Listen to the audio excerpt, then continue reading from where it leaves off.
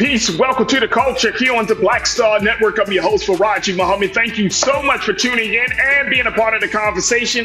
Happy Friday, folks. We got a lot to talk about. First, let's talk about a new ad campaign from the Biden-Harris administration, where they're touting their progressive policies to empower HBCUs, talking about billions more for HBCUs.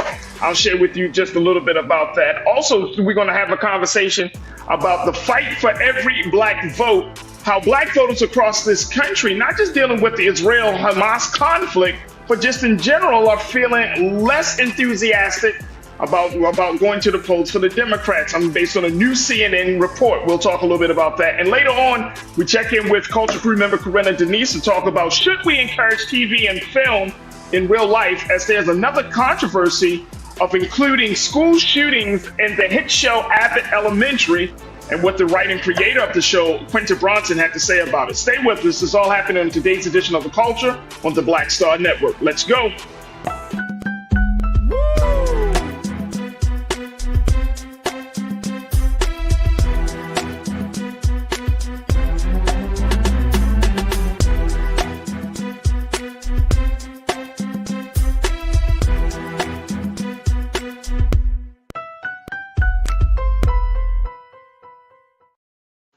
All right, folks, welcome to the culture here on the Black Star Network. I'm your host, Farajii Muhammad. Thank you so much for tuning in and being a part of the conversation. And welcome, welcome, welcome. Happy Friday, the day that we have all been waiting for, folks. That's right. Happy Friday.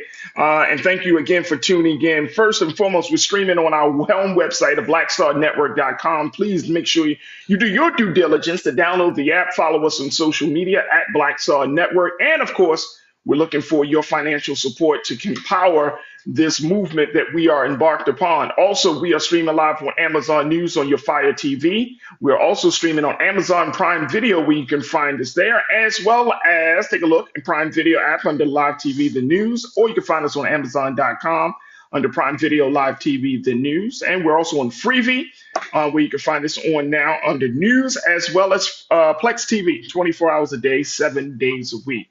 So big shout out to all of our partners there. All right, folks, for my online culture crew, we are streaming live right now on Roland Martin's YouTube page. So make sure you join us in the conversation as we're streaming there and being part of the illustrious, dynamic culture crew. Big shout out to the culture crew. I see y'all checking in from all around the country. So thank you so much for doing so. There we go. Little Friday something for you. All right, folks, let's talk a little bit about the president and the vice president, how they are pushing the word out, as we have all been talking about, that one of the challenges of this administration has simply been to tout what the administration is doing to support Black America. And well, they are putting that into action with their new ad campaign, billions more for HBCUs. This is a new ad that they're going to start running, where they are talking about the amount of money that they have invested in making sure that HBCUs continue to be sustained. The new ad titled Possibilities, which was released today, it celebrates the White House's historic $7 billion for HBCUs, folks. $7 billion with a B. $1 billion with HBCUs. Here's how it all breaks down in terms of those key investments for our HBCUs. $3.6 billion for campus improvements, $1.7 billion for educational grants, and $1.6 billion for student debt relief. Now, at the end of this particular campaign ad, it ends with the tagline, "Billions more for HBCUs, endless possibilities." Vice President Kamala Harris, said in an exclusive interview with the Griot that she said, quote, "When I think of America's HBCUs, I think of possibilities." Talking about her time at Howard University, she said, as an HBCU alum, "I couldn't be more proud of the work President Biden are doing for HBCUs, because I know firsthand the extraordinary role that these institutions play in preparing young Black Americans for success." Now, this particular ad campaign, folks, is part of the Biden-Harris's Camp 16-week, $25 million advertising campaign that's targeting key Black voters in battleground states. And so it was supposed to be released as part of the homecoming season.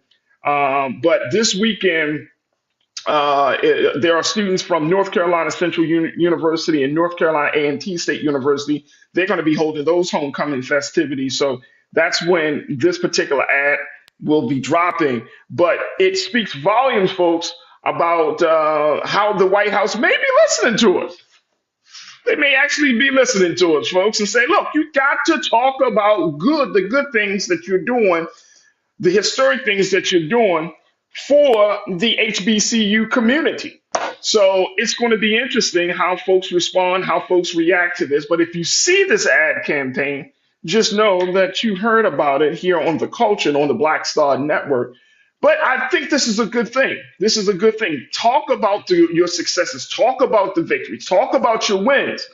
And then you'll see some people feeling a little bit differently. So $7 billion for HBCUs. And that's a lot. That's a nice chunk of change. And I'm happy to see them touting it very quickly. Joy Sutherland checking in on as part of the online culture crew today. You said, Joy, good investment. I have a senior who is deciding between HBCU and a Division I school. Look, the fact is that there are going to be some students that are going to choose, or they have choices between HBCUs and PWIs, predominantly white institutions. And if a child chooses to be at a PWI, that's okay.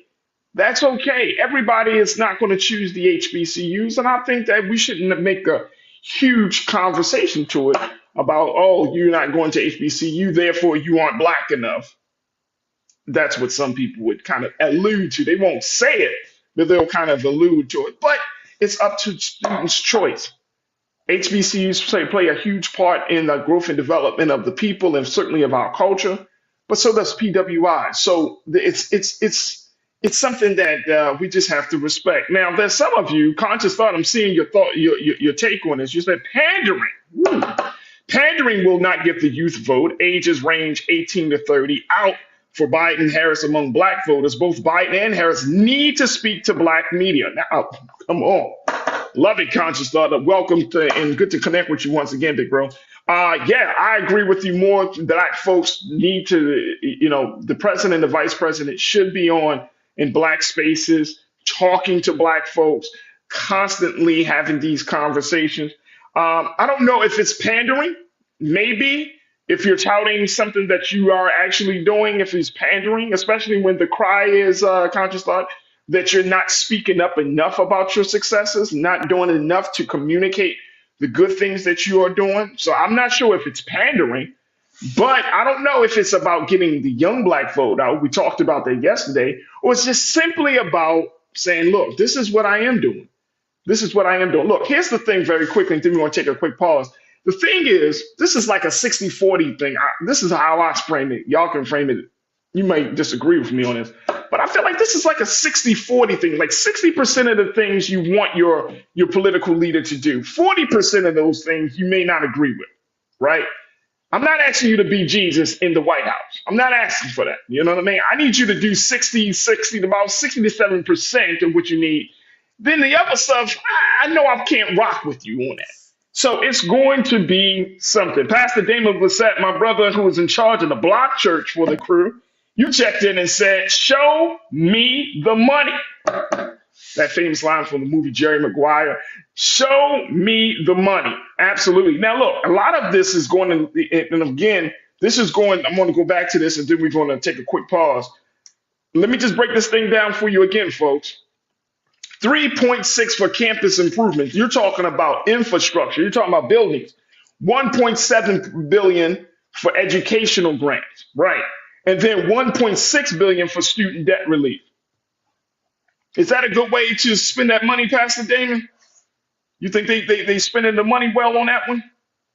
I think so. I think so. I think it's now there might be you might need more money for certain programs, but I'm just looking at the big picture of it all. You're talking about infrastructure, the physical buildings. You're talking about those grants, making sure that those students have an opportunity to take advantage of either being at school or being a part of certain programs. And then you're also talking about student debt relief, something to shave off of the debt. So I'm not upset about this right here. One thing that did come to my mind is the security piece.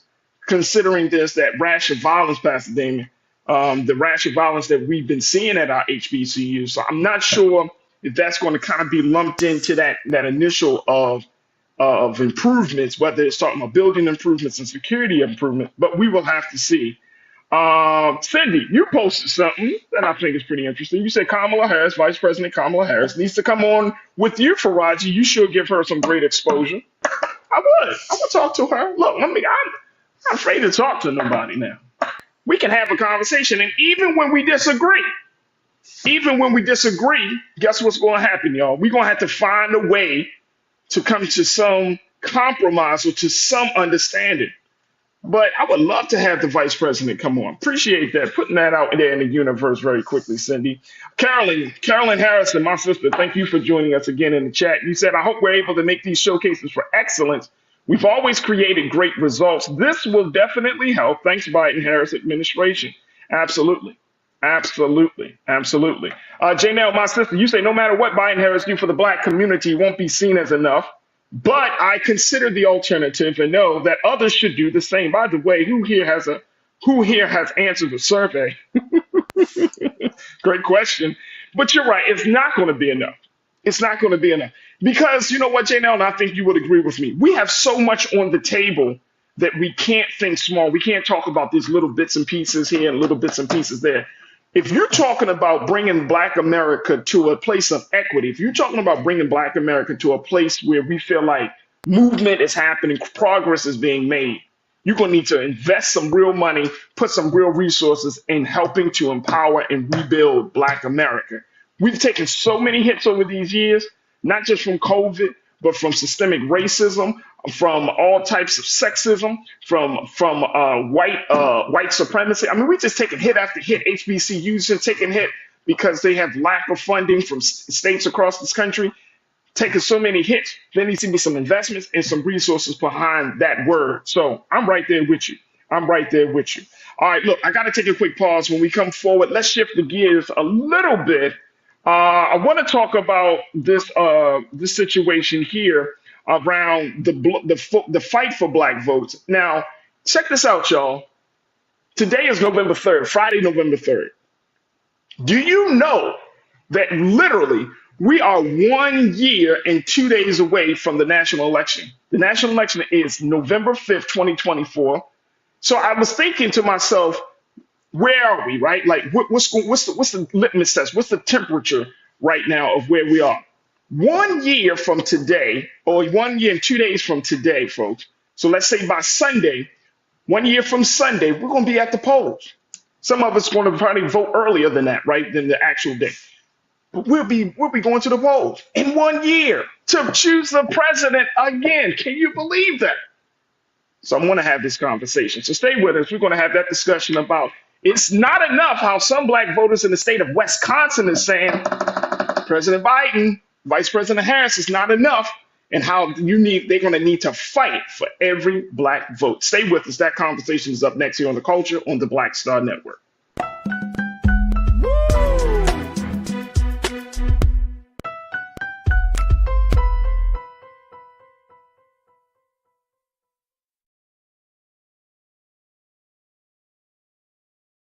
When you talk about blackness and what happens in Black culture, we're about covering these things that matter to us, speaking to our issues and concerns. This is a genuine people-powered movement. There's a lot of stuff that we're not getting. You get it, and you spread the word. We wish to plead our own cause.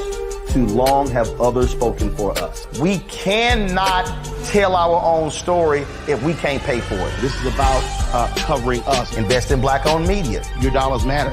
We don't have to keep asking them to cover our stuff. So please support us in what we do, folks. We want to hit 2,000 people, $50 this month, raise $100,000. We're behind 100,000, so we want to hit that. Y'all money makes this possible. Check some money orders. Go to P.O. Box 57196, Washington, D.C. 20037-0196. The Cash App is $RM Unfiltered. PayPal is R Martin Unfiltered. Venmo is RM Unfiltered. Zelle is Roland at RolandSMartin.com.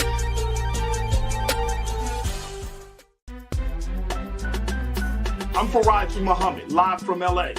And this is The Culture. The Culture is a two-way conversation. You and me. We talk about the stories, politics, the good, the bad, and the downright ugly. So join our community every day at 3 p.m. Eastern and let your voice be heard. Hey, we're all in this together. So let's talk about it and see what kind of trouble we can get into. It's The Culture. Weekdays at 3, only on the Black Star Network. Folks, Black Star Network is here. Hold no punches. I'm real revolutionary right now. Black power. Support this man, Black Media. He makes sure that our stories are told. Thank you for being the voice of Black America, Roland. Stay black. I love y'all. All momentum we have now, we have to keep this going. The video looks phenomenal. See, this difference between Black Star Network and black-owned media and something like CNN. You can't be black-owned media and be scared. It's time to be smart. Bring your eyeballs home. You dig?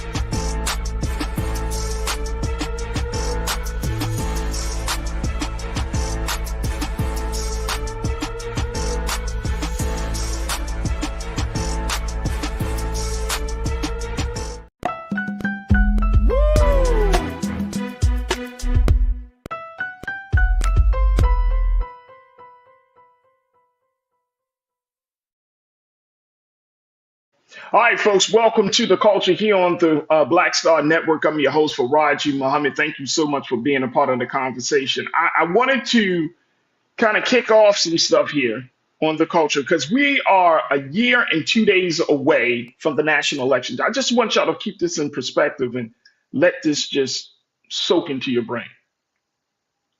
1 year, 2 days, on November 5th, 2024, we'll be going back to the polls to choose the president and then working down the ballot once again in 1 year and 2 days. Can y'all walk with me on this? So we're in a very critical point, especially given the fact that people have already said that this particular election coming up in 2024, like this is the last one, but it might be one of the most consequential, especially given that the way the GOP is being set up right now, Trump is going to be the front runner. And the way the Democrat Party is set up right now, President Biden is going to be the front runner. We're looking at a Biden-Trump part 2. Now, how does that bode with black voters? CNN had gone to the battleground state of Wisconsin, and they spoke to some black folks who vote. I don't want y'all to think that these black folks don't vote. Black folks who vote, and with one organization that's doing its part to try to get black people out in the streets, to get more organized, to vote, and to get more involved in their communities. The organization is called Block, Black Leaders Organizing for Communities, in Milwaukee, Wisconsin. So when they went there and they talked to black voters, and this is part of their project that they're looking to track the 2024 campaign. They're doing this through the eyes and experiences, according to them, of voters in key areas. And they found out that just spending a couple of days in Milwaukee, Wisconsin, black voters are not enthusiastic about going to the polls. And these are people who voted in the last election, in the previous election before that, in the previous election. These are black voters. Now, here's the nuance onto this conversation that I want us to have. Because when we do have these discussions, it's like we're victim blaming. I'm going to take a hard stance on this, y'all, because I know some of y'all are going to get mad at me. But it's like we're victim blaming. We get mad at the people who are affected instead of the people who perpetrated the violation.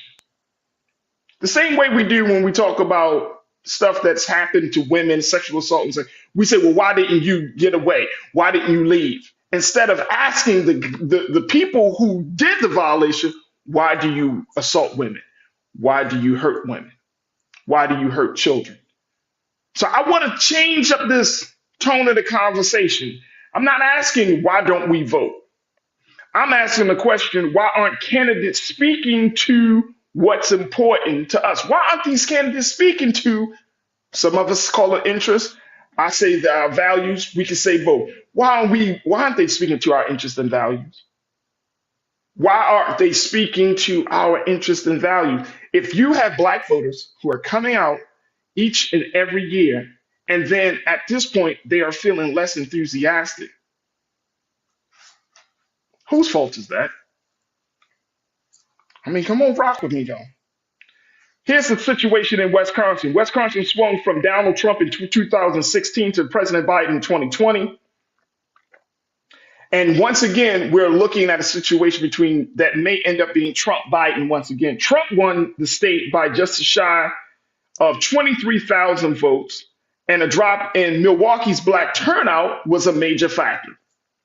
Biden carried the state by just shy of 21,000 votes 4 years later, when better showings in Madison and the suburbs helped offset flat turnout in Milwaukee's black precincts. What's happening here in Milwaukee? And if you're from Milwaukee, from that area in the chat, let me know. Let me know. Wisconsin. Janelle, you said promises are nice, but the proof is in what has actually been done for our community using the real mechanisms of legislation. Biden and Harris still have work to do. Come on. Talk to me, y'all. Talk to me. This is the situation that we're currently looking at, y'all. This is the situation. When CNN run this piece, right, they asked this one sister, well, tell me on a scale of 1 to 10, how would you rate the president, his administration? And this is a voter. She said she voted for him the first time she's been voting in elections for a long time. Scale of 1 to 10, where would you rate President Biden and Vice President Harris's administration in connection to the community and speaking to your interests and values? She said, I would give the president a 4. Why aren't candidates speaking to what's important to us? Right? HBCUs, that's important to us. Right? But we still got police issues. We still got healthcare issues. We still got all of these other things that are just out there. Why aren't they adjusting to us? Why do we have to beat ourselves up to try to fit into what they want us to fit into and say, yes, they're doing the right thing? I'm just asking some questions here. Y'all tell me if I'm going crazy or not. Let's talk about what's going on in the state of Milwaukee, and I want to hear what your take is on this, folks. Black voters in the state of Milwaukee said that they want to see more of President Biden and President Harris and Vice President Harris. When they asked one of the organizers, the canvassers in Milwaukee, what he was planning to do if there is another Biden-Trump election campaign. Here's a man that's empowering and telling people to come out into the communities and all of that to get involved. He's the John King from CNN said, well, what do you plan to vote in that? He said, I don't know. Now he's working to empower the community. He said, I don't know. John King went to somebody else, to another black man, said, do you plan to vote? Is this an election that you think is that you think you're going to get participate in? He said, a lot of my friends saying that they're abstaining from the vote because they feel like, damn if you do, damn if you don't. Why aren't candidates speaking to what's important to us? All right, let me just take a couple of takes on this, and then I want to hear. Then we got to take another quick pause. So, Janelle, you already said promises are nice, but the proof is when it's actually been done. The black political perspective, you said, stop talking about it when it comes to doing things for black people. Start showing action and cut the checks just as fast as they are cutting them for people that can't vote for them. The black political perspective, you said, stop talking about it when it comes to doing things for black people. Start showing action and cut the checks just as fast as they're cutting them for people that can't vote for them. That's major.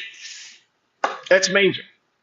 There's a lot of emphasis put on places and people outside of us.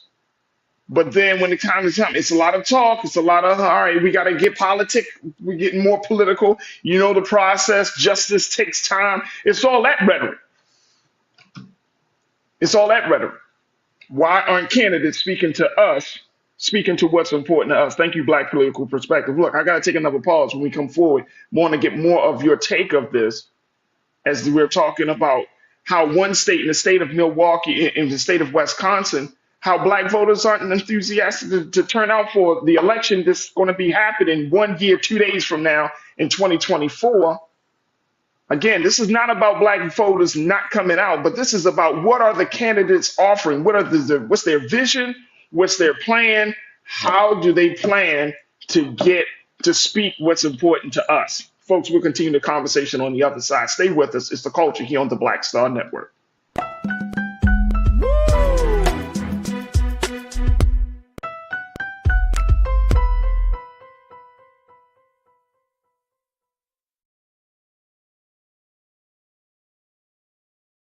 Folks, Black Star Network is here. I'm real revolutionary right now. Support this man, Black Media. He makes sure that our stories are told.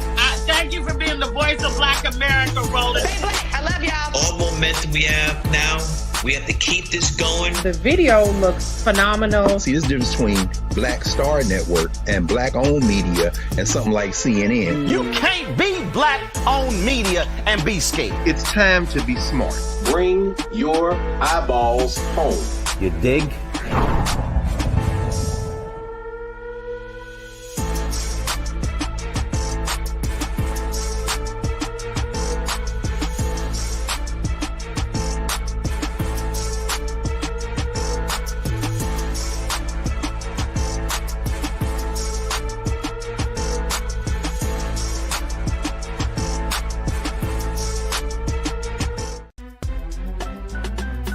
I'm Farajii Muhammad, live from LA.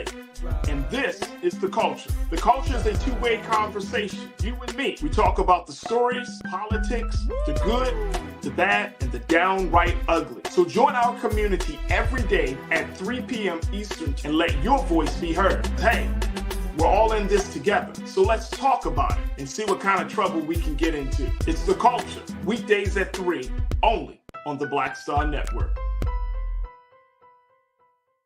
When you talk about blackness and what happens in Black culture, we're about covering these things that matter to us, speaking to our issues and concerns. This is a genuine people-powered movement. There's a lot of stuff that we're not getting. You get it, and you spread the word. We wish to plead our own cause.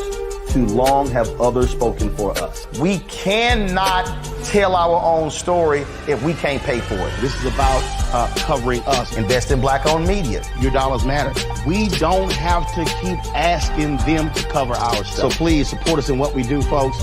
We want to hit 2,000 people, $50 this month, raise $100,000. We're behind 100,000, so we want to hit that. Y'all money makes this possible. Checks and money orders go to P.O. Box 57196, Washington, D.C. 20037-0196. The Cash App is $RM Unfiltered. PayPal is R Martin Unfiltered. Venmo is RM Unfiltered. Zelle is Roland at RolandSMartin.com.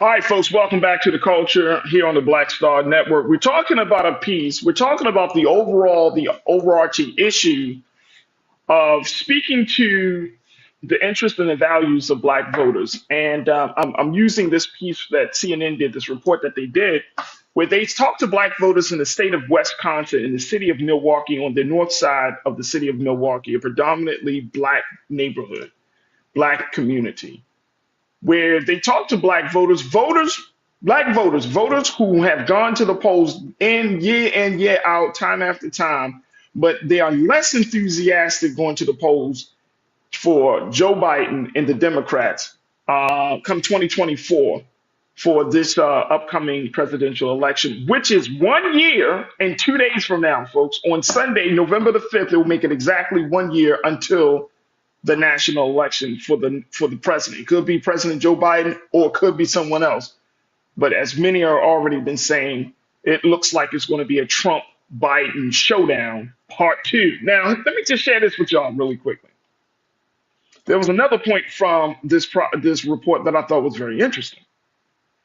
The Biden campaign, this is from CNN, they had made the statement, they had put in their report, that the Biden campaign projected confidence it has a plan to mobilize black voters, though it takes conflicts in important ways from what we saw and heard on the ground. According to a campaign official, the team was building an organization that doesn't, quote, drop in on black voters, but puts in long-term investments to mobilize the community. The official pointed to outreach efforts, including a pilot program launched by the campaign and the Democratic National Committee this month in Wisconsin and Arizona, focused on outreach to key groups, including African Americans and Latinos. According to the DNC National Press Secretary, Serafina Chitika, she said in a statement that the president knows the power and importance of black voters. They were essential to his and Kamala Harris's victory in 2020.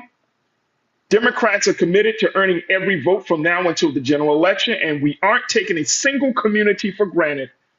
We're making early investments, including the earliest ever paid investment in black radio for a Democratic re-election effort to make sure voters know how President Biden has been delivering for them.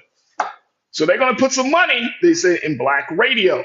Let's include black digital spaces. Let's include black TV networks and TV shows, black podcasts.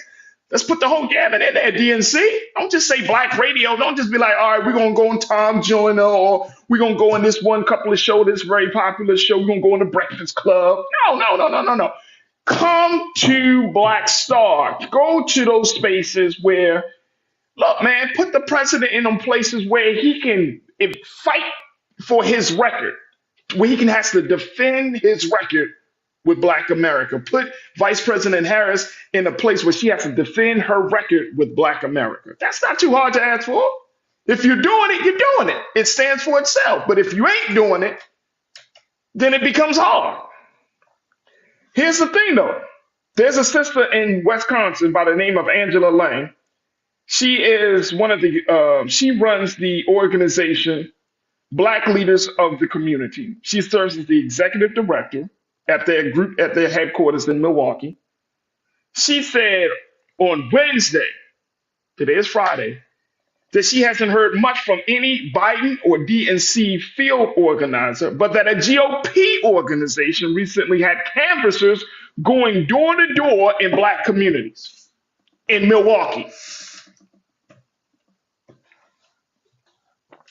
Just throwing this out there, y'all. Let's talk about this. Let's talk about this. Brother Willie, you said, I'm finding this conversation kind of difficult. Those that are politically astute hear and see the Justice Department doing for black people, the educational sector doing for black people only so much. It's difficult. It is difficult. It is difficult, big brother, and I'm glad you brought that up. I saw Black Political Perspective. You said something that I think, Brother Willie, adds to the difficulty of the moment. Black Political Perspective, you said, do they not understand that black people are seeing all over the TV how fast they are moving when it comes to taking care of others, but when it comes to us, they have to have a study and a hearing and a bill. Ain't that the truth? We got to have a study. We got to have a hearing. We got to go through the process. We got to go through the bill. Some people get billions of dollars, man. Some people get their problems addressed. It feels that way. Now, it could not be. And perception can be reality in some cases, right? We can't act as if that perception is not justified because it feels that way. It didn't feel like it gone through that process, that black political perspective you bringing up of, let's have a study, let's create a commission and all of that process. Some stuff it feels like, man, that was kind of fast. But see what I'm saying, Brother Willie? Like you saying that it could be that adds to the difficulty. Hakuna Matata, you said a whole lot of homeless black people in the streets. What is their plan for homelessness? Nice to drop a reveal bomb about supporting HBCUs during homecoming season. It's vote bait. Yeah. Again, we have a lot of things cooking on the table, on the stove here, and got some stuff in the oven as well. You gotta hit it. The sister Angela Lang from Block in Milwaukee, she said the big thing that's affecting her community and based on her conversations is criminal justice reform, police brutality. That has yet still been fully addressed. And I know that Policing Reform Act, the Police Brutality Act has to go through that process. But something has to be done. But she said that's important to her. Now I'm going back to the question I posed. Why aren't candidates speaking to what's important to us? Conscious Thought, you said, I don't know what the hell is he supposed to be doing. This is in response to McFact that says, in terms of talking about Jamie Harrison's town hall meeting, and when the sisters were hitting him on doing something for blacks, he walked out. So that's the situation with Jamie Harrison. But then you also, as Carolyn, you checked in and you said, please emphasize the House and Senate too. We can't forget that those in Congress have to step up and do something. But if your congressional leaders are weak, they're black, but they're weak. They're black, but they're not talking the way you need to. They don't have to be like the Justins down in Tennessee, but they got to say something. Y'all see what I'm getting at? So this is an ongoing thing that we're seeing. And as we are 1 year, 2 days out from the national election, we're going to continue to have these conversations. This is just the state of Milwaukee. There are states all across this country where black voters, I think, are becoming more and more dissatisfied and less enthusiastic about going to the polls. Again, I'm not trying to beat up on no black voter, especially when I know black people are going out to the polls. And it's not enough to say, all right, we got to get to the polls. I'm asking the question, folks, and we got to take a quick break. Why aren't candidates speaking to what's important to us? Whether it's talking about from the president all the way down to the ballot, whether it's talking about the vice president down the ballot, we got to ask that question. I'm not beating up on the people that's been impacted by, leadership that hasn't been listening to them.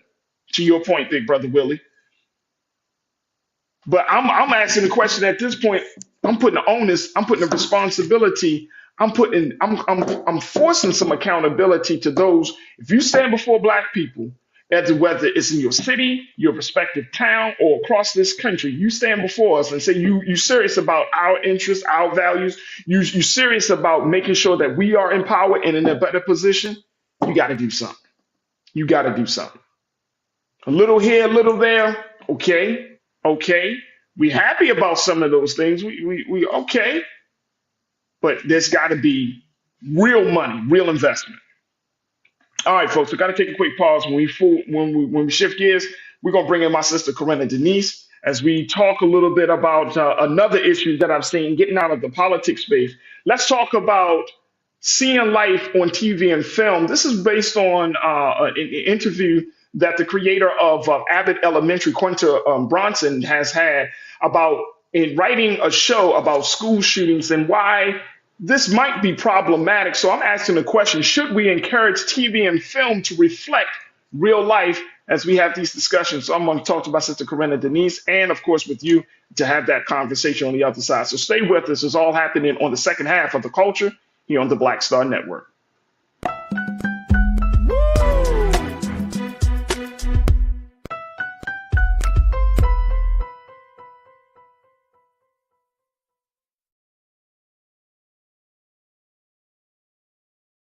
Black Star Network is here. Oh, no punch! I'm real revolutionary right now.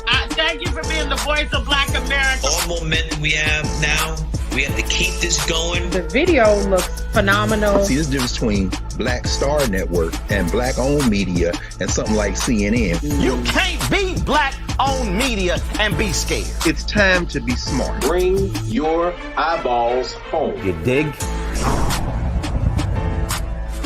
When you talk about blackness and what happens in black culture, we're about covering these things that matter to us, speaking to our issues and concerns. This is a genuine people-powered movement. There's a lot of stuff that we're not getting. You get it, and you spread the word. We wish to plead our own cause. Too long have others spoken for us. We cannot tell our own story if we can't pay for it. This is about covering us. Invest in black-owned media. Your dollars matter. We don't have to keep asking them to cover our stuff. So please support us in what we do, folks. We want to hit 2,000 people, $50 this month, raise $100,000. We're behind 100,000, so we want to hit that. Y'all money makes this possible. Checks and money orders go to PO Box 57196, Washington, D.C. 20037-0196. The Cash App is $RM Unfiltered. PayPal is R Martin Unfiltered. Venmo is RM Unfiltered. Zelle is Roland at RolandSMartin.com.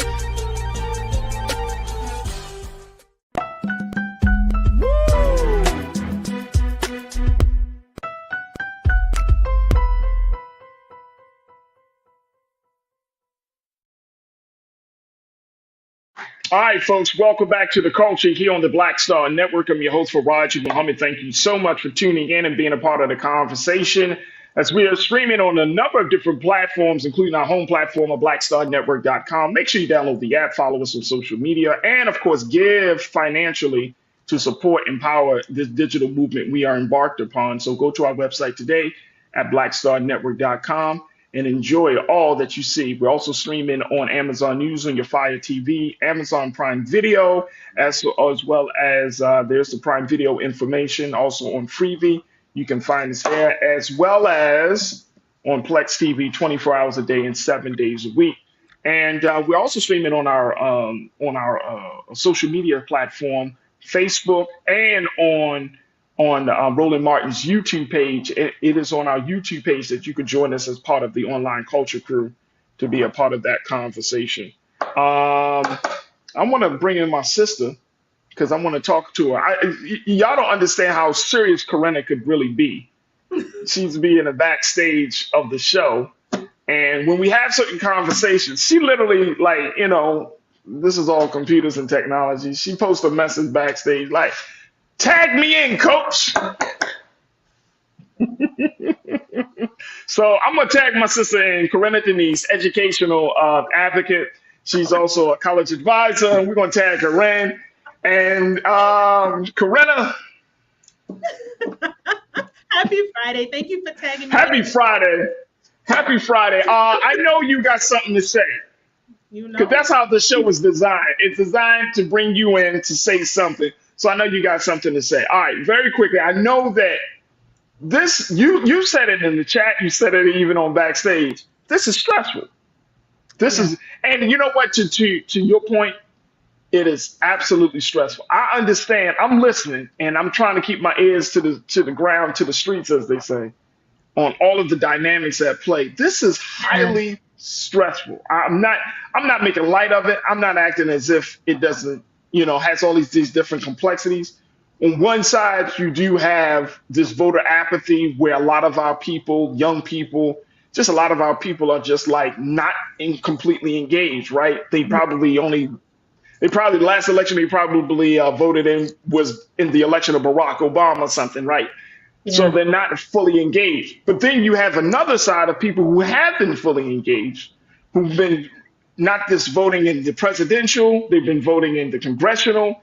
Hell, they voted for the PTA president. You know what I'm saying? Like, they've been involved, but now they're losing enthusiasm of this moment. And I don't want to put it on the voters to say, hey, y'all need to get out the vote. I'm turning this cannon. I'm turning the cannon. I'm turning the bazooka on the people who are standing up before us and saying that they're going to do something for us, Corinna, and ask them the question, well, why aren't you speaking to what's important to us to encourage us, to make us enthusiastic about voting? That's what I'm looking at this point. What's your take? Well, I understand all that, Farajii. to your point, what are you saying to make us enthusiastic about voting, right? But here's the important part. A lot of us don't know our history. A lot of us don't understand a lot of the events that have unfolded these past few years with the pandemic, with January 6th. There's still a lot of confusion. And to those voters who still have this, my goodness, they're considering withholding the vote. I want to ask them, what's informing your view? Where are you getting your facts? Because while the rhetoric is important, okay, so you need the desire, right? You have a desire. You want to hear the rhetoric. But are we looking for the actual legislation that has been passed? Now, Democrats, their messaging sucks. I've talked about it. You've talked about it. We've all talked about it. We all know that. We all understand that. However, have you taken the time to actually see what legislation is coming out of the legislative branch? A lot of it beneficial on the Democratic side, a lot of it extremely detrimental and harmful on the Republican side. And it pisses me off that people never acknowledge what is happening with the GOP. My God, did we not see January 6th, people? Do we understand why? I would disagree. I think I would disagree, and here's why. Corinna, because if we don't, I mean, look, a lot of, and I thought about this. It's so funny. I actually thought about this in preparing for today's show. Like, are we giving a balanced sense of coverage of the highs and the lows from both parties, right? And I think here we try our best to talk about the GOP, but after a while, it does get to the point. It's like, all right, this is beating a dead horse. Let's talk about what's going on with the Democratic Party, right? To give people some insight, because I think it's important that we show people that both parties are in serious, disarray to some degree, right? Yeah. Like, of course, you don't have the Democrats like climbing up walls of the Capitol or, wanting to completely uproot democracy as the way we're seeing the GOP do it. But I think that level of, well, we're not them is becoming this kind of motivation, or kind of giving them a pass on the things that they could be doing. Oh no, absolutely. No pass. I'm critical on both sides. I will acknowledge the good and I will acknowledge the bad. I'm going to acknowledge what you're stalling on, right? But we have to continue to push them. And it's very, oh my gosh, it's scary that people are willing to give up so easily, because the GOP has passed a lot of harmful legislation. So we have a decision to make. We can either decide to sit back and just to feel right, withhold our vote. But guess what, Farajii? There will still be an election. Someone will still be elected to office who's going to make decisions that will directly impact our lives. And we see a lot of legislation that has directly impacted our lives, right? And to sit here and say that the Dems have done nothing, and I'm not giving them a pass. There's more from them. Okay. No, I wouldn't say that either. Say they haven't done anything. But you know what, though? Here's the thing. To what they have done. I mean, do you want to go back to Jim Crow 2.0? I don't. Nobody wants to go back to Jim Crow. And I don't think that it's fair to your point, it is not fair for us to say, oh, the Democrats haven't done anything. I think that when it comes down to it, when it's all said and done, people want to feel some change, some difference, some impact in their personal lives, right? That's the condition that's the space that we're in America. Like I could be living in a city that is stopping crime. I could be living in a city that's opening up new Black-owned businesses. I could be living in a city that is that's working on the police department. Mm-hmm. But if I come out there in that same city and I see trash in front of my doorway every day, or if I come out there in that same city and I hear about somebody getting robbed around my corner, my view is going to be tainted by what's in front of me. That's true too, Farajii. But then I also want to raise questions just so that we can heighten our awareness, right? Politically, because it's important, because it ties into our everyday lives. Right. How involved are we civically? I'll give you an example. In my development where I live, there's an alligator lurking. I don't know where it came from. It just showed up and put on the alarm. But immediately, my neighbors were on it, because we know our officials down at City Hall. Right. already put in the call, already about to be taken care of.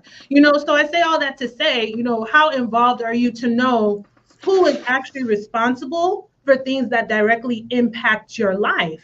And I get it. I get it. We need more from this party, but we have to understand 4 years is not enough. It's not uncommon for the incumbent to run for president. And to speak to someone's point in the online culture crew, forgive me, I don't remember who it was, mentioned how important the Senate and the House is. Because even if you were to change your candidate and ideally it was someone who was saying all the rhetoric that you want to hear, you got to give him the legislative branch who is responsible for passing the laws to get them to their desk so that the president can sign them into law, Farajii.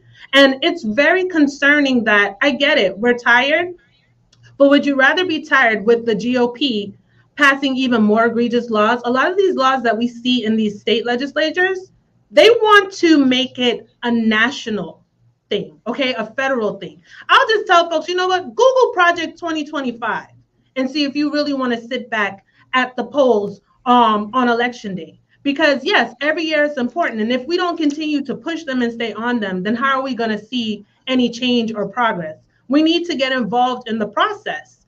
And my goodness, I heard you mention like we're literally a year away and we have so much work to do. It's so unfortunate that we got to go so much out of our way to get people on board. And it just seems like with the GOP, it's effortless. They can just put all these lies into the atmosphere.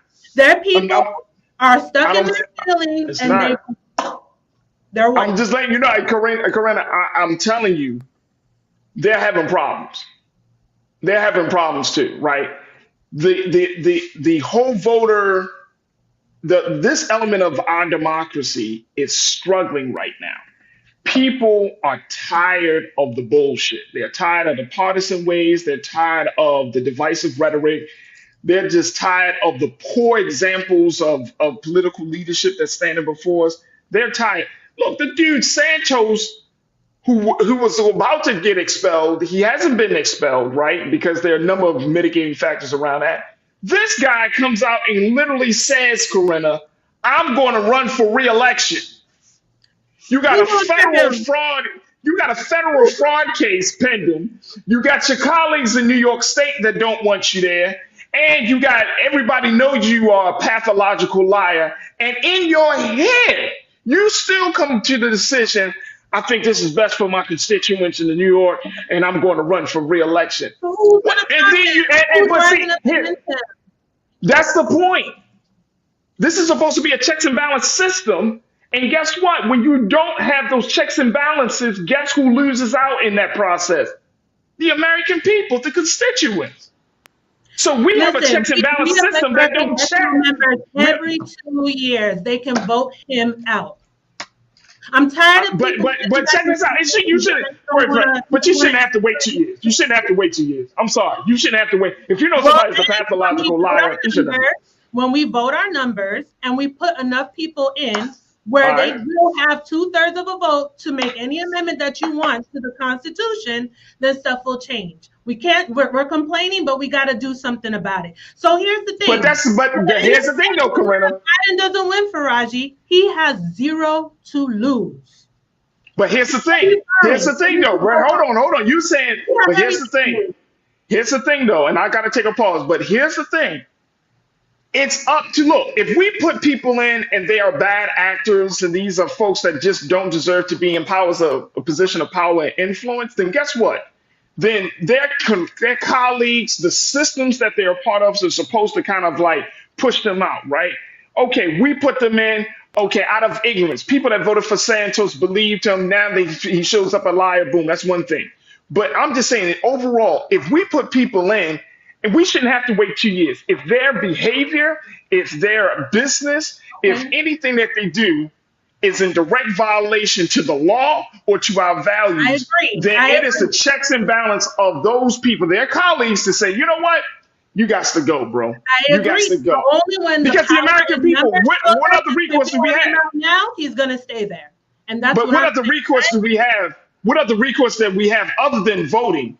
We can't, if let me tell you, if voters can get people out quicker before the end of their term, I bet you more people would take advantage of that opportunity. We missed quite a few opportunities just the last election cycle. Yeah.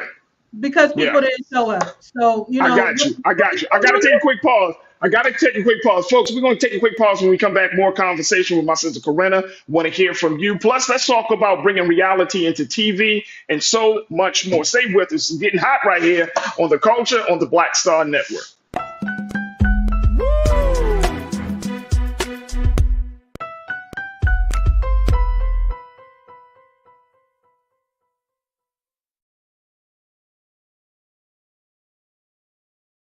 Folks, Black Star Network is here.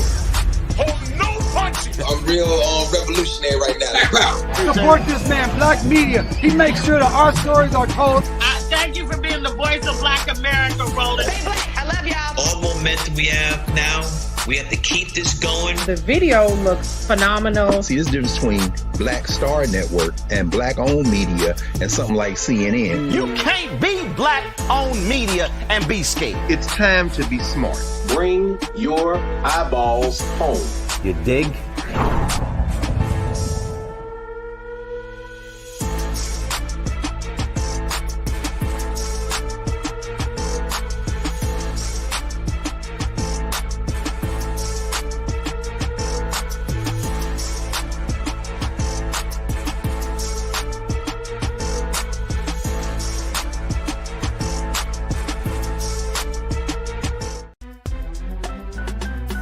I'm Farajii Muhammad, live from LA.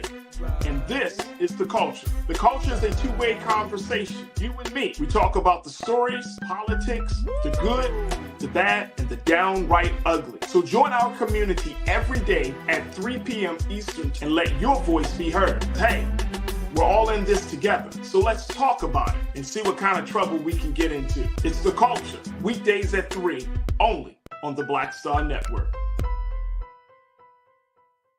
When you talk about blackness and what happens in black culture, we're about covering these things that matter to us, speaking to our issues and concerns. This is a genuine people-powered movement. There's a lot of stuff that we're not getting. You get it, and you spread the word. We wish to plead our own cause. Too long have others spoken for us. We cannot tell our own story if we can't pay for it. This is about covering us. Invest in black-owned media. Your dollars matter. We don't have to keep asking them to cover our stuff. So please support us in what we do, folks. We want to hit 2,000 people, $50 this month, raise $100,000. We're behind $100,000, so we want to hit that. Y'all money makes this possible. Check some money orders. Go to P.O. Box 57196, Washington, D.C. 20037-0196. The Cash App is $RM Unfiltered. PayPal is R Martin Unfiltered. Venmo is RM Unfiltered. Zelle is Roland at RolandSMartin.com.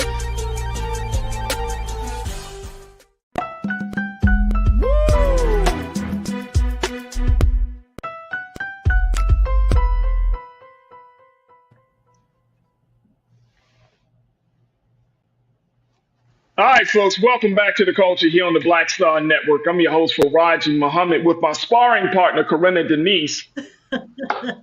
We're sparring.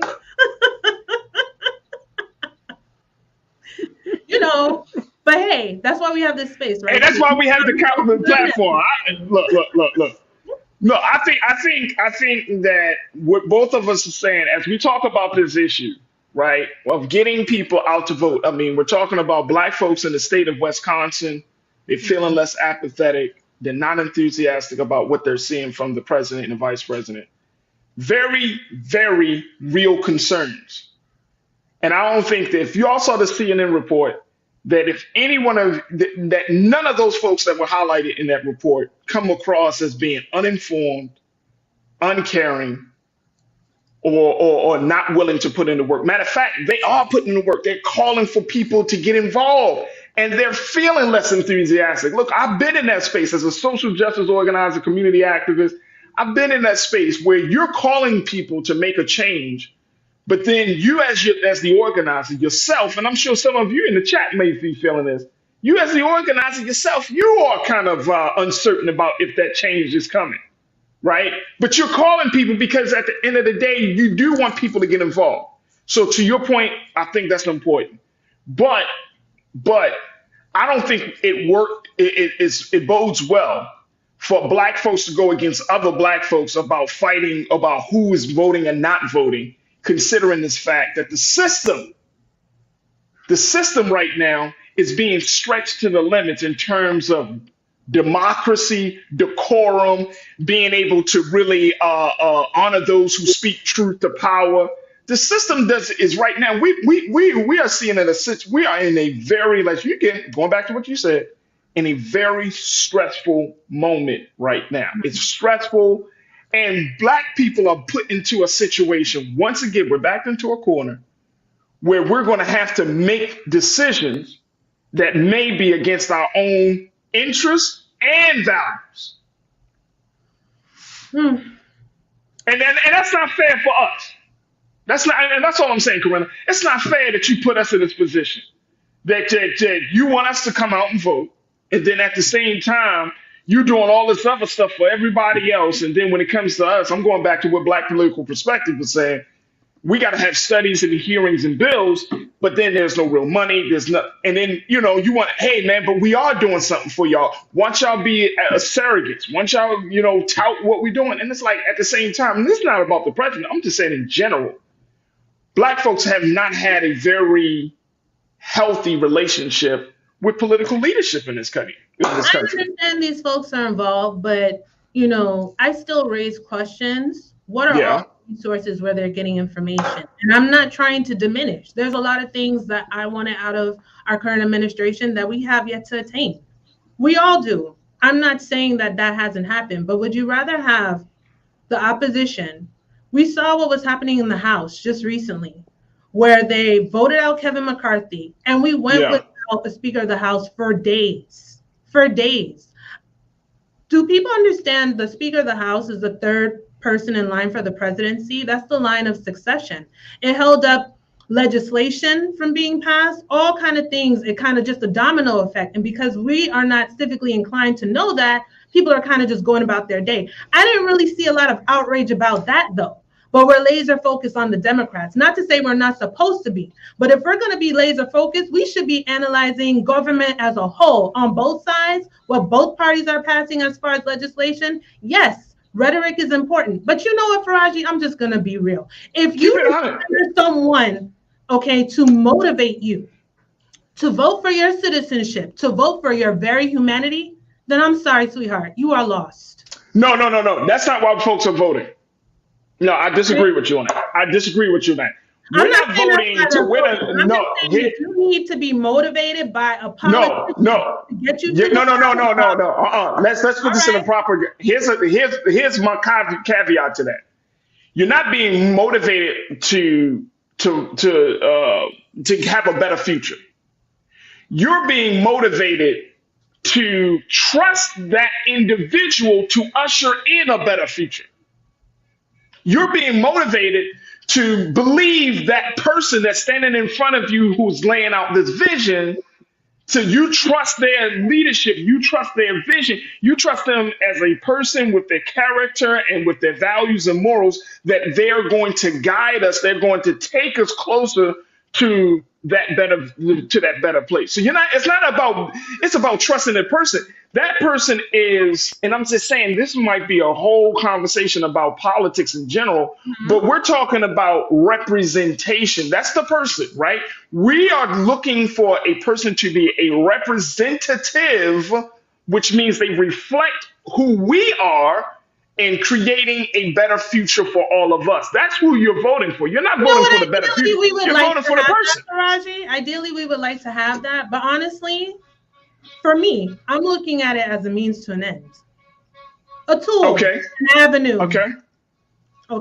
A way to attain the goal. And guess what? I put you there hoping, based on your rhetoric, the rhetoric we all desire and need to hear, because that keeps being brought up in the conversation, that's what you're going to do. Now, once you are in there and you're not doing it, then I got to reevaluate. I'm going to stay on you and keep pushing you to do it. And if you don't want to do it, guess what?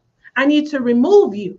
But see, we don't follow up by removing the folks who are getting in our very way.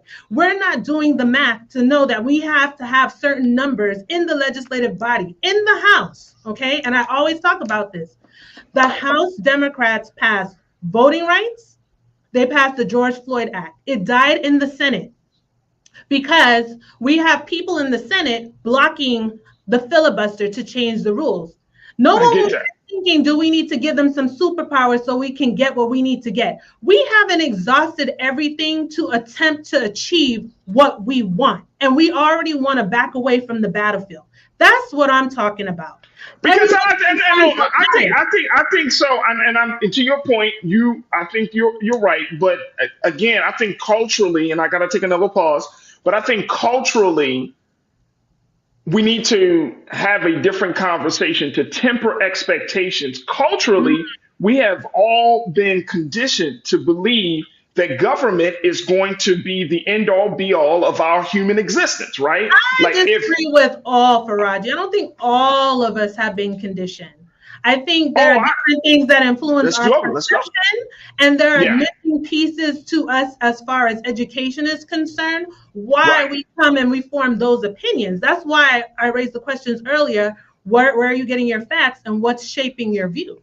But here's the thing, and we take a pause. Here's the thing. Every major gain that Black people have made, the gain has been institutionalized by government, right? Whether it's talking about schooling with education, whether it's talking about voting, whether it's talking about economics, whether it's talking about health, like all of this stuff, it's always circled back to government. It's always circled back to the waiting and expecting and hoping for government to make our lives better. That's why I was saying that, we have all kind of been conditioned to look to government as this paternal and maternal figure in our lives.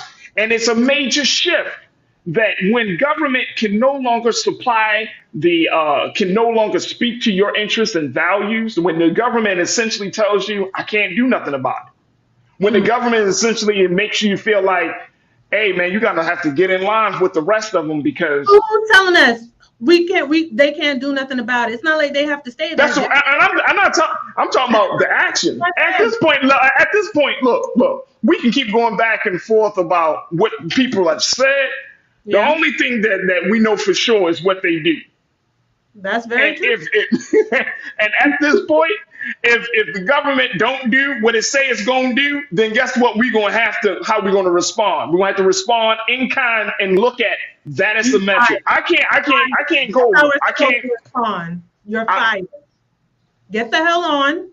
And we put somebody in there who is willing to do it. And unfortunately, politics has become like Hollywood, is that you can have the right message, you can have the right look, you can have the right shoes to wear.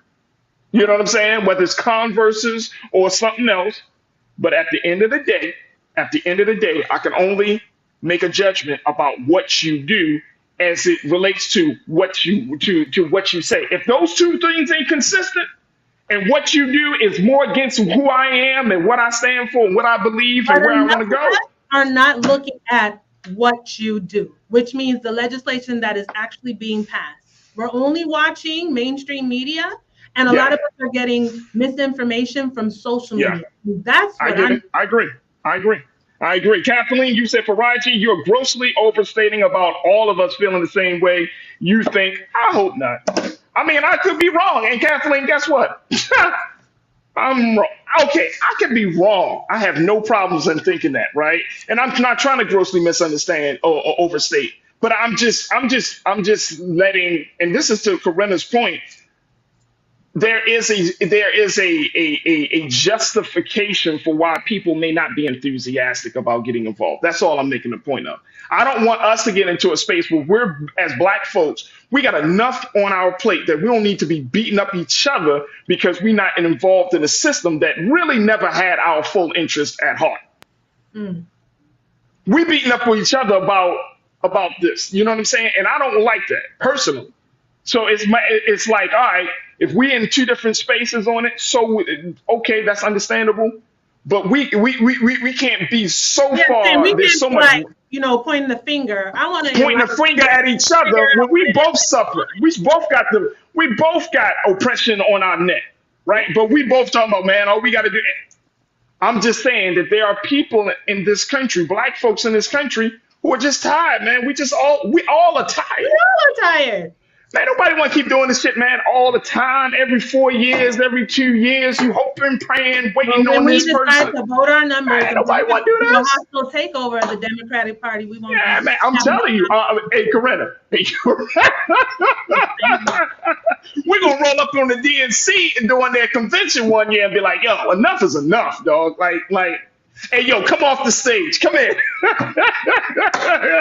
Look, I got to take a quick pause when we come forward. Let's talk a little bit about TV and reality. Stay with us. It's the culture here on the Black Star Network.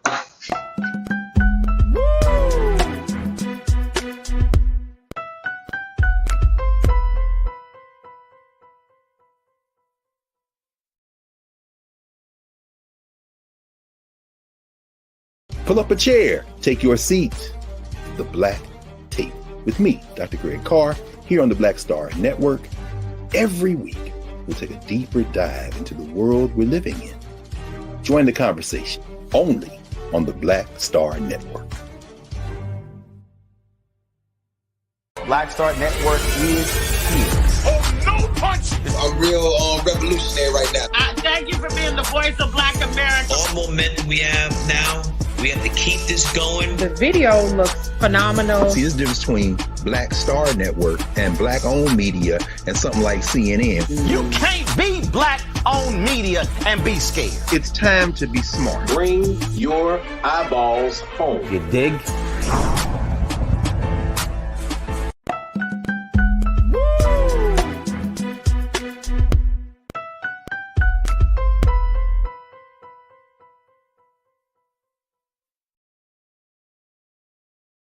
All right, folks, welcome back to the culture here on the Black Star Network. Let me shift gears here and talk to my sister, Corinna Denise. Because Corinna will have me on this joint all day, going into Roland's show. Woo. But I love it. I love it. Who said it best? Let me see. My brother? He said it best. He said, this is the debate that we need to have.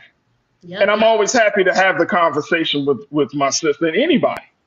King, you said this is actually the debate Black people should have. Get on one accord and talk the same. Do what you say or leave. That's the point we at. That's the point we at. But we gotta have this conversation. But how do they leave? How do they leave? Because they're not going to just be like, you know what? I'm old now. I'm going to leave. That's why we're not old people in Congress. You got to fire them. Fire them. I mean, I'm a very logical thinker, so it seems so simple to me. I'm not. You know what? This is a Corinna. I'm gonna be honest with you. I like to think that I was logical, but I'm not. And I'm not. And no, I'm not saying that I don't. I'm just saying it's okay to be emotional about this because at the end of the day, man, you talking about generations of this. Like, if you aren't upset, if you aren't passionate about this stuff, if it's just like nuts and bolts for you, if it's just like, just cold logic, I would question you. At some point, to the point that at some point, when do we get upset? When do we be like, you know what, man, enough with the effery? You know like, what? when do we really get upset? I don't think enough of us are pissed off. And something funny. Pastor Damon in the chat said that I'm misbehaving. Pastor Davis. I'm just a little passionate, but I didn't mean to misbehave. Blame Farajii, y'all. Hey, yo, blame me, y'all. Just blame me. Look, I don't mind it. I think passion is good, and I hate this is Black folks talking to Black folks about Black folks' business. When have y'all had a family conversation and everybody is sitting around the table and we just Yeah, what would you like to say, right? Man? Y'all, hey, Corinna, we be blowing up at a game of spades. Like, no, man, no. I got my book, man. I ain't time. We sure do. Yeah. Over spades, man. Mm-hmm. Over spades. Don't let there be no dominoes. Somebody be like, dominoes smacking the table and all that, man. All right, let's talk about reality versus in TV. Here's the situation. Quinta Brunson, who is the writer and she stars in her show. She's the creator, writer, and star of her show, Abbott Elementary. And I found this to be interesting, and I wanted to get your take on this because you do work in education. But she has been, for the past couple of years, as we have been seeing this increase in mass shootings, especially in the school space, a very serious thing that people have been asking Quinta to actually write an episode to speak to that issue, to highlight that issue of school shootings. She was saying this in an interview for Glamour Magazine's Woman of the Year cover. She explained, let's post that first quote very quickly, Lise. Thank you. She explained that her reasoning stems from her perspective, because she said she's not going to write a show, do an episode about it, but she said her reasoning stems from her perspective that there's two realities of the classroom. One, where teachers are just trying to make it through the specific day-to-day challenges, and one where the general public views the broader challenges like school shootings that affect the educational system at large through the news.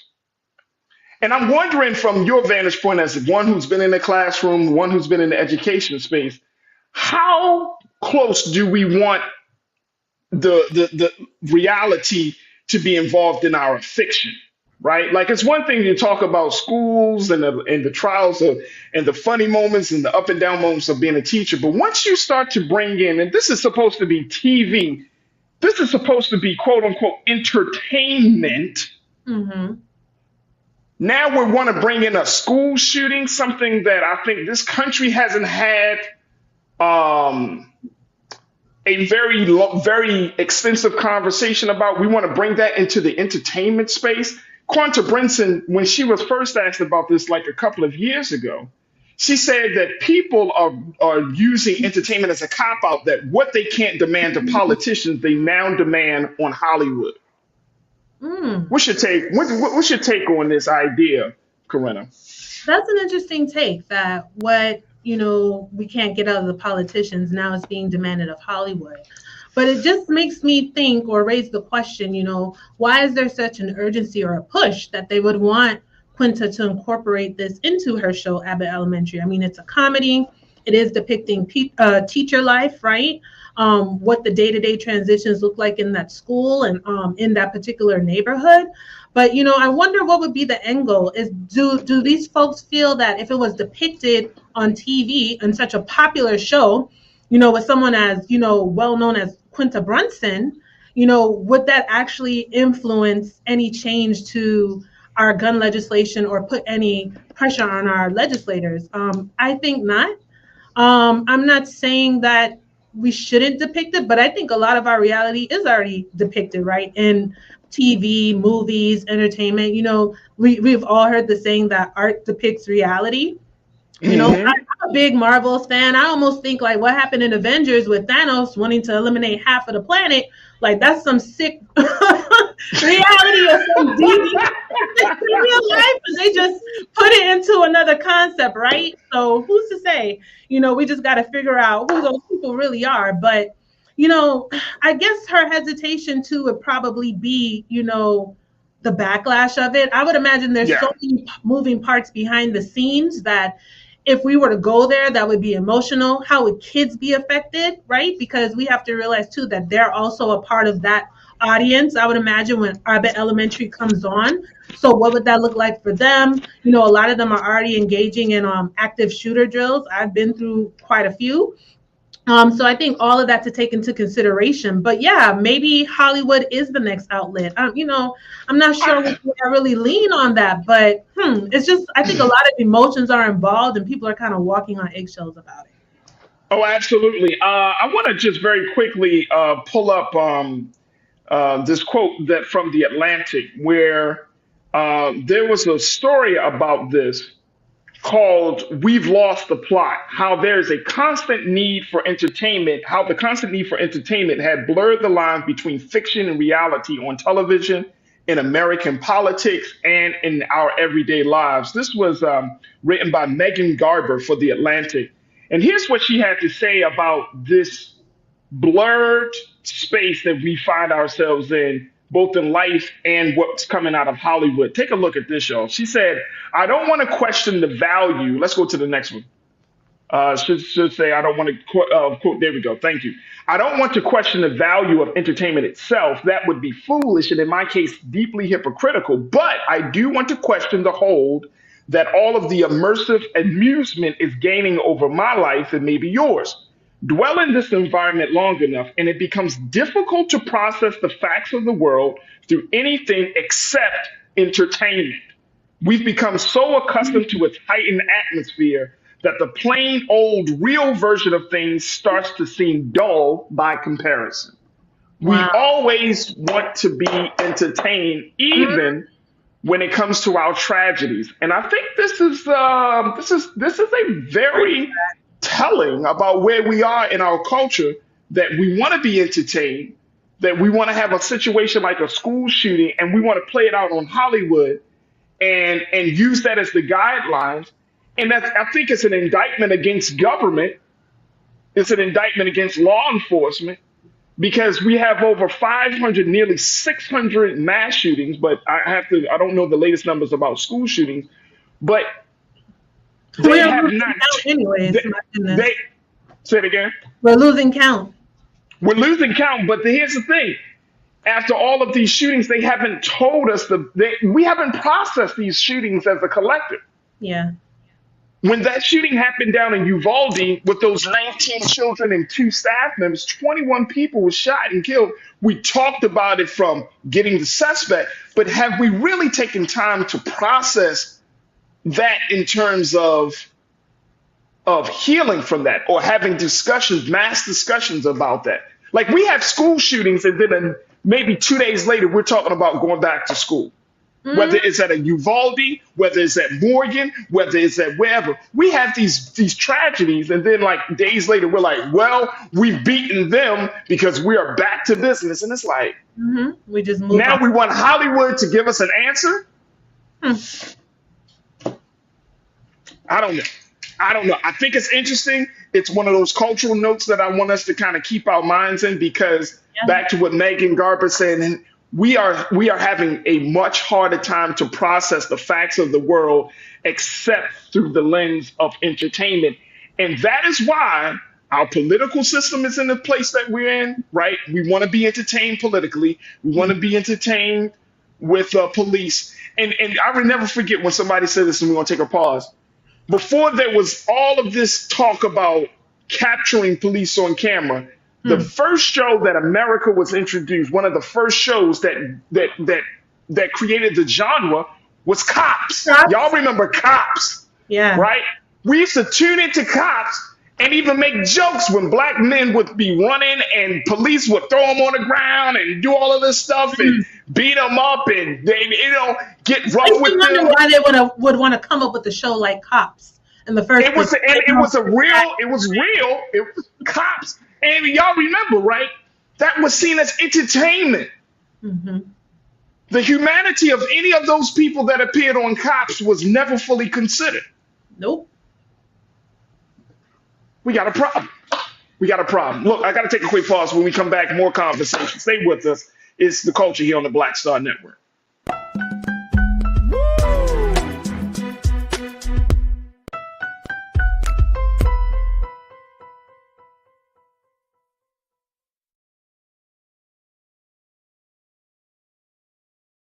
Hi, I'm Dr. Jackie Hood Martin, and I have a question for you. Ever feel as if your life is teetering and the weight and pressure of the world is consistently on your shoulders? Well, let me tell you, living a balanced life isn't easy. Join me each Tuesday on Black Star Network for A Balanced Life with Dr. Jackie.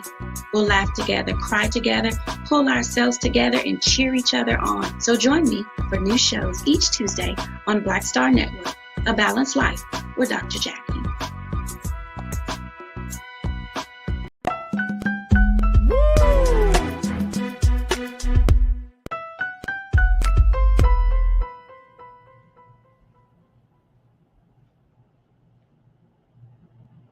All right, folks. Thank you so much for tuning into The Culture here on the Black Star Network. Let me bring my sister Corinna Denise back into it.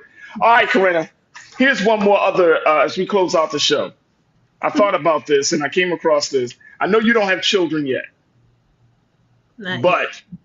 but if you plan on having children, this is something that you're gonna have to consider. There is a restaurant in the state of Georgia that is under some scrutiny because they have added a surcharge to those parents' bill if their children are too loud in their establishment. This happened to a couple of families who went out.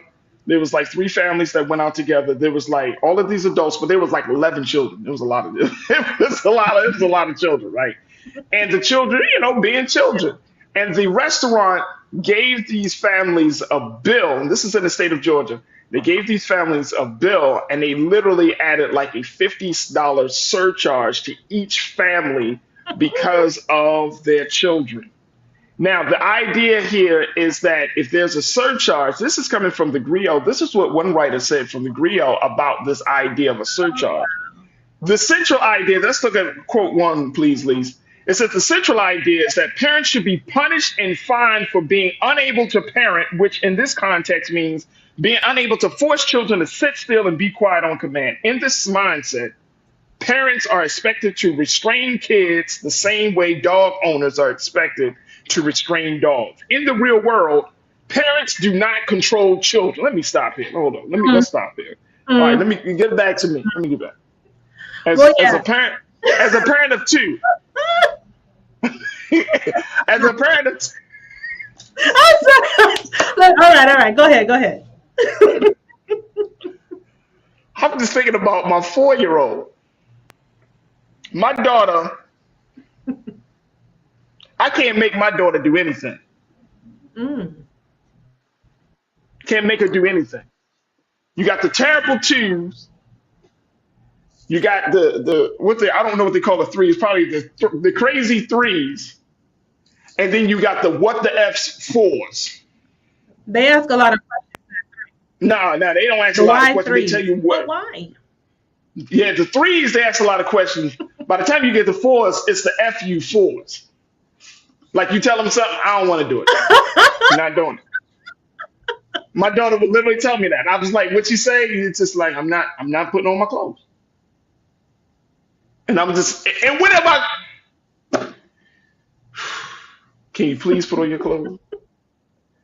So to have a restaurant to talk about charging a parents $50 or whatever little surcharge they come up with because their children are loud or their children are deemed, quote unquote, to be unruly, it's absolutely insane. But this one restaurant, I think it's called Toulouse. Let me make sure that if y'all down in Georgia, let me see if I can find this restaurant. But I want to get your take on this, though, Corinna, because this is crazy that you charge parents because they don't have control over another human being.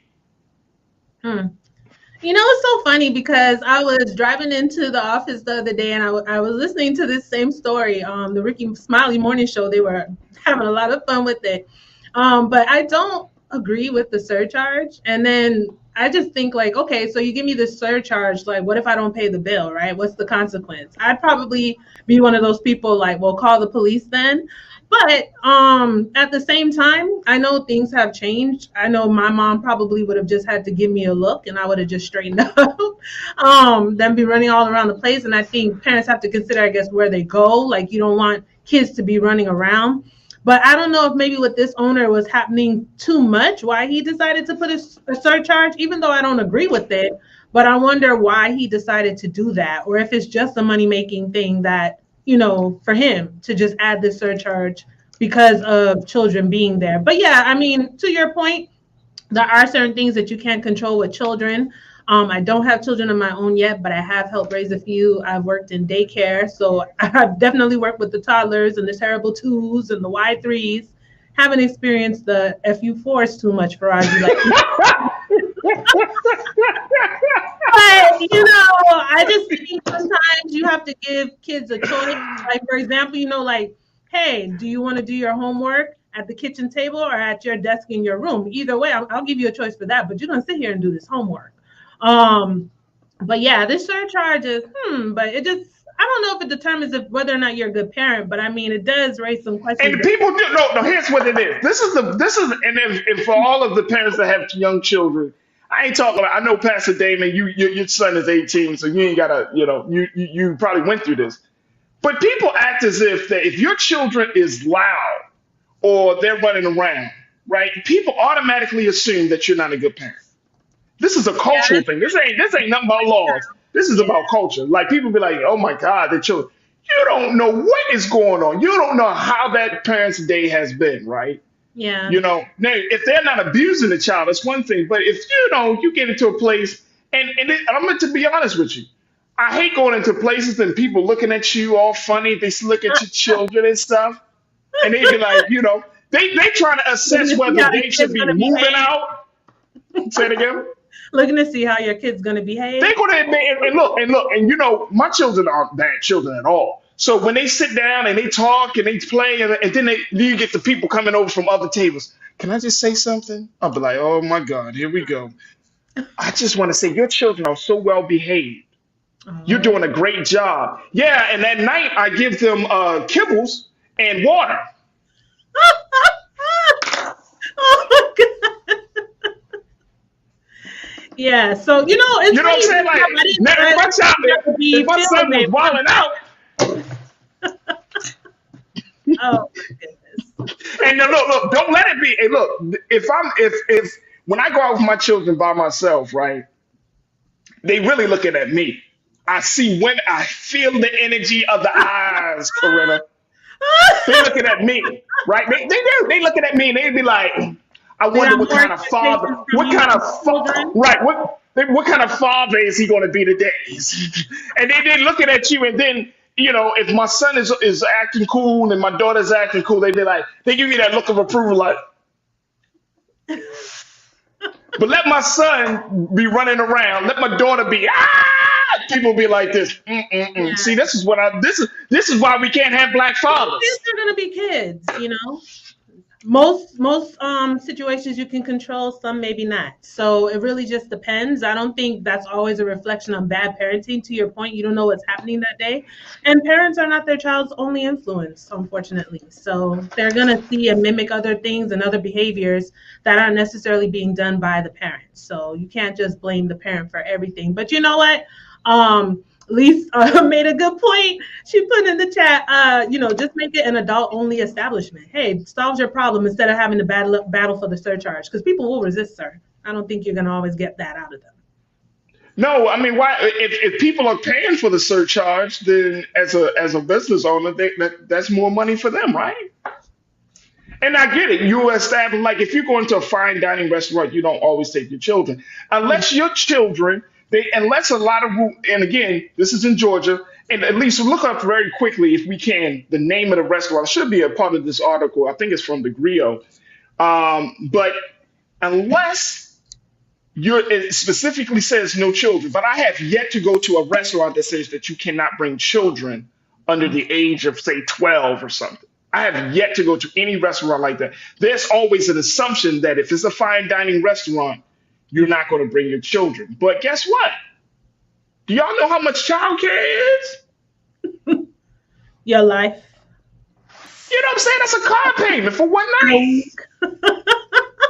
It's very expensive. It's a car payment. And some of us will be like, oh man, well, we just doing it. Okay, it's called Toccoa. What's that?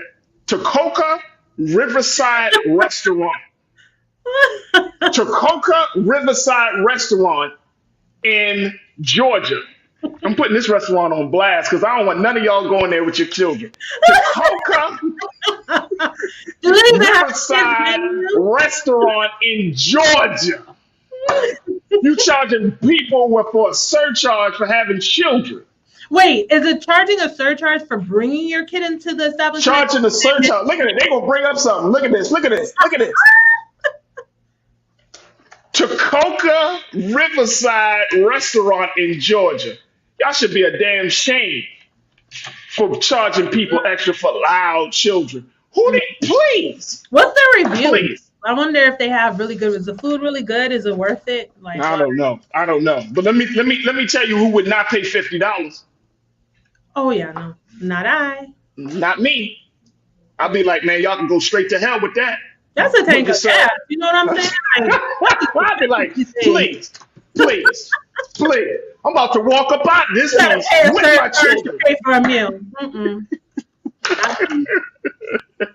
Davy Floater, you said that's a terrible name.